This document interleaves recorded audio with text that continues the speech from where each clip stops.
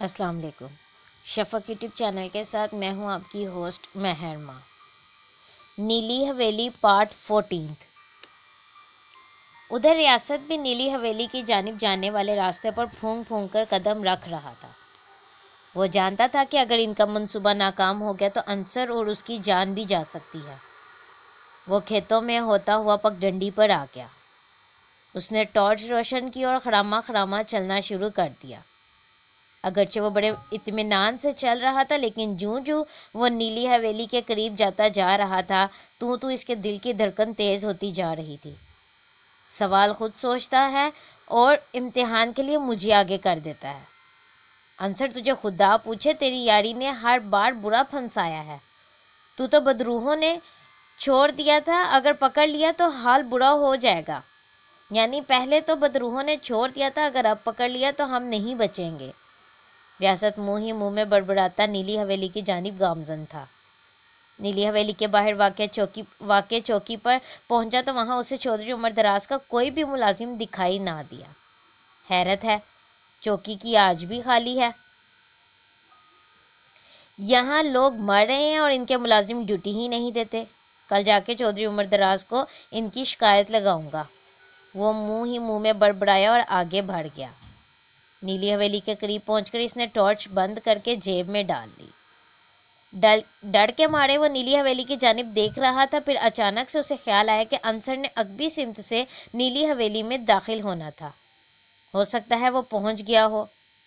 یہ خیال آتے ہی اس نے نیلی حویلی کی طرف دیکھا۔ ایک لمحے کے لیے تو وہ کانپ اٹھا۔ نیلی حویلی رات کے وقت بذات خود بہت بڑے بھوت کی مانند لگ رہی تھی۔ اسے نیلی حویلی میں کوئی نظر نہ آیا، ہر طرف گہرا سکوت طاری تھا۔ چلو، میرا کام تو ختم ہوا، اب انصر جانے اور بدروح ہے۔ ریاست اپنے آپ سے مخاطب ہوا اور نہایت اطمینان سے آگے بڑھ گیا۔ انصر نے اس کے ذمہ یہی کام لگایا تھا کہ وہ نیلی حویلی کے سامنے سے گزرے تاکہ چوکی میں موجود ملازموں کا دھیان بٹ جائے اور وہ آرام سے عقبی سمت سے نیلی حویلی میں داخل ہو سکے۔ لیکن چوکی تو خالی تھی، اس لیے اس کا کام ختم ہو چکا تھا۔ اس نے سوچا اس سے پہلے کہ کسی بدروح سے ٹکر ہو جائے، اس سے پہلے ہی میں یہاں سے رفو چکر ہو جانے میں ہی عافیت جانوں۔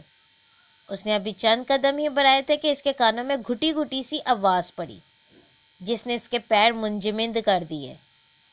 گھٹی گھٹی آواز سے لگ رہا تھا جیسے کسی کے منہ پر کپڑا باندھا گیا ہو اور وہ چیخنے کی ناکام کوشش کر رہا ہو۔ ڈر کے مارے اس کے پسینے چھوٹ گئے۔ اس نے فوری طور پر اپنے آپ کو ایک درخت کے پیچھے چھپا لیا۔ گھٹی گھٹی سی آواز فضا میں وقفے وقفے سے تحلیل ہو رہی تھی۔ کتنی ہی دیر وہ یوں ہی چھپا رہا۔ اسے اب یہ سمجھ نہیں آ رہی تھی کہ وہ منصوبے کے مطابق آگے کی طرف بھاگے یا پیچھے کی طرف جائے اور انصر کو اس صورتحال کے بارے میں آگاہ کرے۔ اس نے پیچھے جانے کا ارادہ کیا تو اسے انصر کی تنبیہ یاد آ گئی۔ اس نے کہا تھا کہ چاہے کچھ بھی ہو جائے پیچھے واپس نہیں آنا، اور ویسے بھی منصوبے کے مطابق ریاست کی پکی سڑک پر پہنچنے کے بعد انصر نے بھی اسے وہیں ملنے کا کہا تھا۔ پھر اچانک اس کے ذہن میں خیال آیا کہ ہو سکتا ہے انصر نیلی حویلی میں داخل ہو چکا ہو، اس لیے مجھے ہر صورت آگے ہی جانا چاہیے۔ یہ خیال آتے ہی اس نے ہر خطرے کا سامنا کرنے کا فیصلہ کر لیا۔ درختوں کی آڑ لے کر وہ نہایت ہی غیر محسوس طریقے سے نیلی حویلی کی بائیں جانب موجود درختوں کے جھنڈ کی جانب بڑھ رہا تھا۔ جوں وہ آگے بڑھ رہا تھا تو آواز واضح ہوتی جا رہی تھی۔ اس نے درخت کی آڑ لے کر سانس درست کی اور ہمت کر کے باہر جھانکا تو اسے اپنے پیروں تلے زمین نکلتی محسوس ہوئی۔ سامنے والے درخت کے ساتھ کسی کو رسیوں کی مدد سے کس کر باندھا گیا تھا۔ اس شخص کے بالکل سامنے 4 بدروحیں ایک دوسرے کے آمنے سامنے ہاتھ باندھے کھڑی تھیں۔ 2 اس شخص کے بائیں جانب کھڑی تھیں جبکہ 2 اس کی دائیں جانب کھڑی تھیں۔ بائیں جانب والوں نے اپنے سر جھکا رکھے تھے۔ انہوں نے کالا سیاہ لباس زیب تن کر رکھا تھا اور سر پر ہیڈ نما بڑی سی ٹوپی نے ان کے چہرے چھپا رکھے تھے۔ ان کا لباس اتنا ڈھیلا ڈالا تھا کہ ہاتھ پاؤں حتیٰ کہ ان کے جسم کا کوئی بھی حصہ نظر نہیں آ رہا تھا۔ ریاست کے جسم میں خوف کی لہر سرایت کر گئی۔ حبس کے موسم میں بھی اس کا جسم سرد پڑنے لگا۔ اس نے پھر ہمت جمع کر کے سامنے کا منظر دیکھنے کی کوشش کی۔ چاندنی رات میں اگرچہ تمام مناظر واضح تھے، لیکن پھر بھی وہ درخت کے ساتھ بندھے شخص کو پہچاننے میں دقت محسوس کر رہا تھا۔ اس کے منہ پر کپڑا باندھا گیا تھا، اس لیے جب وہ چیخنے چلانے کی کوشش کرتا تو اس کے گلے سے گھٹی گھٹی سی آواز ہی نکل رہی تھی۔ دوسری جانب تھانے دار احسان اللہ بھی درخت کی آڑ لے کر یہ سارا منظر دیکھ رہا تھا۔ اسے اپنی آنکھوں پر یقین نہیں آ رہا تھا کہ وہ واقعی بدروحوں میں سے کسی کو دیکھ رہا ہے یا بدروحیں وہاں موجود ہیں۔ اس شخص کے دائیں بائیں بدروحیں سروں کو جھکائے ایک دوسرے کے آمنے سامنے کھڑی تھیں۔ ایسے لگ رہا تھا جیسے انہیں کسی کے آنے کا انتظار ہو۔ تھانے دار احسان اللہ کو کچھ سمجھ نہیں آ رہی تھی کہ یہ سب کیا ہو رہا ہے۔ وہ اسی ششپنج میں مبتلا تھا کہ اچانک فضا میں گھنگروں کی آواز ابھری۔ چھن چھن چھن چھن چھن چھن چھن۔ گھنگروں کی آواز حویلی کے اندر سے آ رہی تھی، لیکن اس کے ساتھ ایک اور آواز بھی تھی، جیسے کوئی لوہے کی بھاری چیز گھسیٹ رہا ہو۔ آواز دم بدم نیلی حویلی کے گیٹ کی جانب بڑھ رہی تھی۔ تھانے دار احسان اللہ اور انصر دونوں ایک دوسرے کی موجودگی سے بالکل بے خبر سہمے سارا منظر دیکھ رہے تھے۔ نیلی حویلی کا بھاری بھرکم آہنی گیٹ یکدم کھلا اور اگلے منظر نے ان کے اوسان مزید خطا کر دیے۔ ایک بدروح بہت بڑے کلہاڑے کو زمین پر گھسیٹتی ہوئی درخت پر بندھے شخص کی جانب بڑھ رہی تھی۔ گھنگرو بھی اس نے باندھ رکھے تھے۔ اسے دیکھ کر درخت کے ساتھ بندھا شخص زور زور سے ہلنے لگا، اسے اپنی موت سامنے نظر آ رہی تھی۔ بدروح بھاری بھرکم کلہاڑے کو گھسیٹتی ہوئی اس کے قریب پہنچ گئی تو پہلے سے کھڑی بدروحوں میں سے کسی نے اس سے کوئی بات کی، جسے سن کر بعد میں آنے والی بدروح نے خوفناک کہکا لگایا۔ اس کے بعد سب بدروحیں شیطانی کہکے لگانے لگی۔ ان کے مکرو شیطانی کہکوں کی بدولت ماحول پر چھائی خاموشی ٹوٹ گئی۔ اچانک بڑی بدروح خاموش ہوئی تو دوسروں کے کہکے بھی بند ہو گئے۔ ایک بدروح نے آگے بڑھ کر بندھے ہوئے شخص کے منہ سے کپڑا اتار دیا۔ بڑی بدروح نے بھاری بھرکم کلہاڑا اپنے سر سے بلند کیا تو بندھا ہوا شخص دل دوز چیخیں مارنے لگا۔ ریاست نے اسے پہچان لیا۔ وہ گاؤں کا ہی ایک لاوارث پاگل شخص تھا جو پتہ نہیں کس طرح ان کے ہتھے چڑھ گیا تھا۔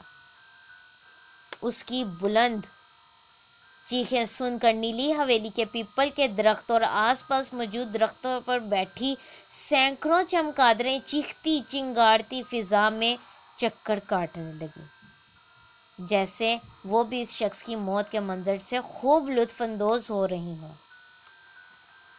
بڑی بدروح نے کلہاڑا اپنے سر سے بھی بلند کر لیا، پھر ایک جھٹکے سے اس نے اسے گھمایا۔ اگلے ہی لمحے اس شخص کی گردن اڑ کر دور جا گری اور اس کا تیز دھار کلہاڑا درخت کو چیرتا ہوا اس میں دھنس گیا۔ ریاست نے یہ منظر دیکھ کر بمشکل اپنی چیخ ضبط کی۔ تھانے دار احسان اللہ بھی یہ روح فرسا منظر دیکھ رہا تھا۔ اس نے اپنا پستول نکالنے کے لیے بیلٹ پر ہاتھ رکھا تو معلوم ہوا کہ وہ جلدی میں پسٹل تھانے میں بھول آیا ہے۔ تھانے دار احسان اللہ مزید کارروائی کے لیے سوچ ہی رہا تھا کہ ایک بڑی سی چمگادڑ نے اس پر حملہ کر دیا۔ تھانے دار احسان اللہ اس کے وار سے بچنے کے لیے نیچے جھکا تو توازن برقرار نہ رکھ سکا اور پیچھے کی جانب ہی لڑک گیا۔ چمگادڑ نے اس کے چہرے پر بری طرح پنجے مارے تھے۔ چمگادڑوں کے بارے میں مشہور ہے کہ یہ انسانوں کی آنکھوں پر حملہ کرتی ہیں۔ بہرحال اس نے اپنے آپ کو سنبھالا۔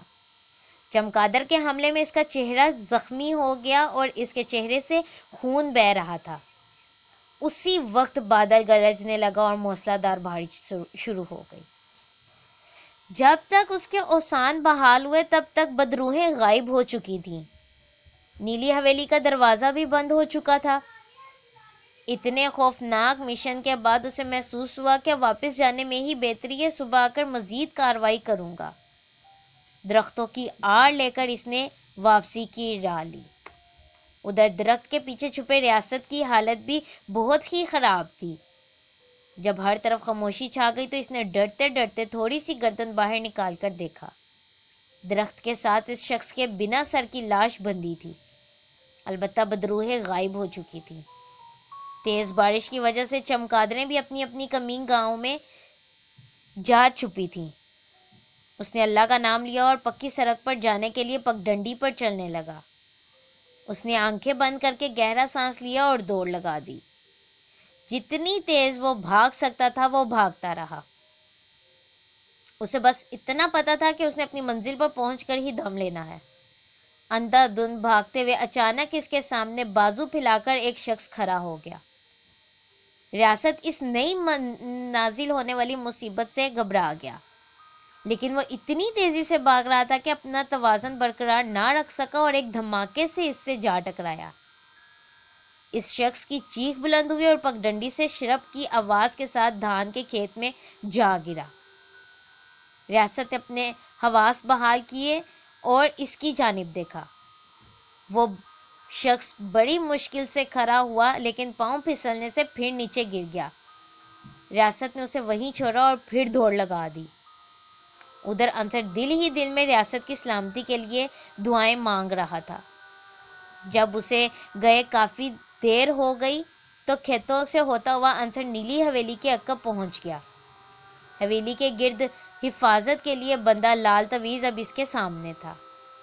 وہ اللہ کا نام لے کر اسے پھلانگ گیا۔ نیلی حویلی کے عقبی دیوار کافی شکستہ تھی۔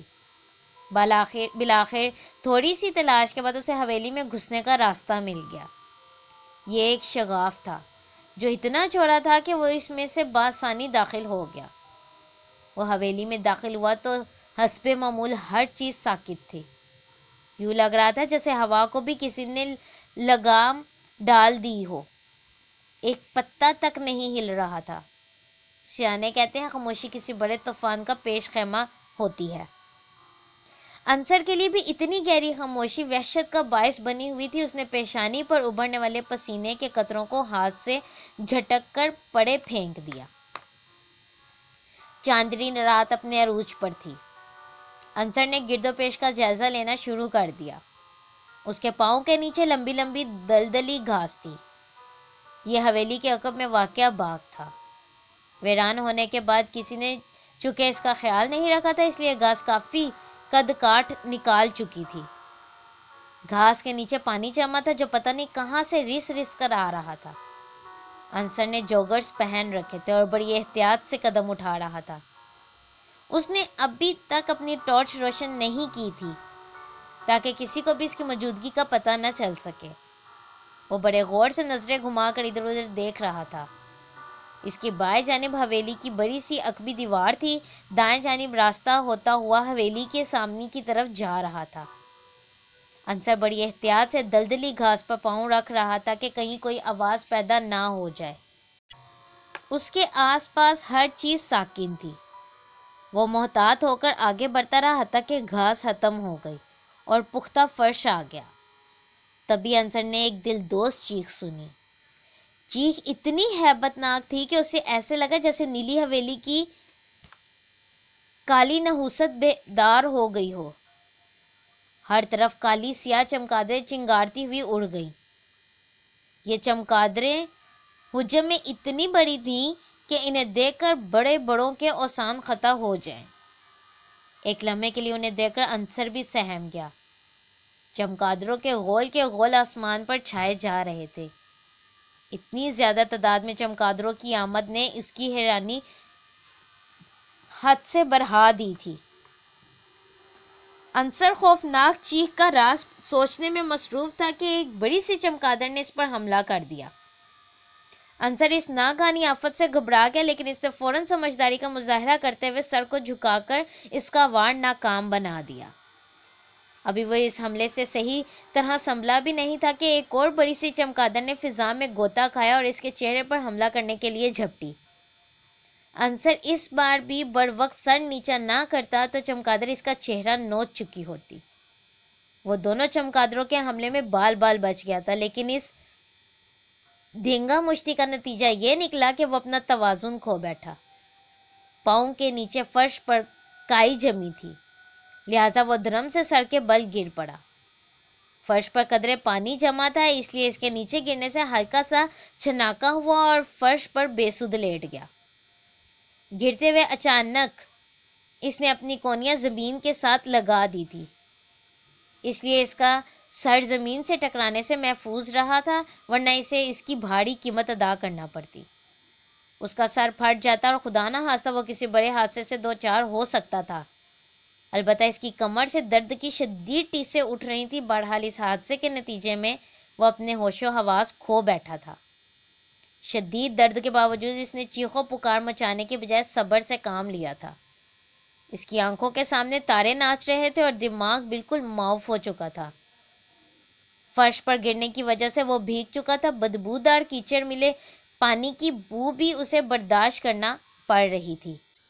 عنصر نیلی حویلی میں موجود ہے اور ریاست پکی سڑک پر عنصر کا انتظار کر رہا ہے، جبکہ ریاست بدروحوں کو اپنی آنکھوں سے دیکھ چکا ہے اور عنصر اس بات سے بالکل انجان ہے۔ عنصر کے ساتھ نیلی حویلی میں کیا واقعہ پیش ہے، جاننے کے لیے شفق یوٹیوب چینل کو لائک اور سبسکرائب کرنا مت بھولیں۔ شکریہ۔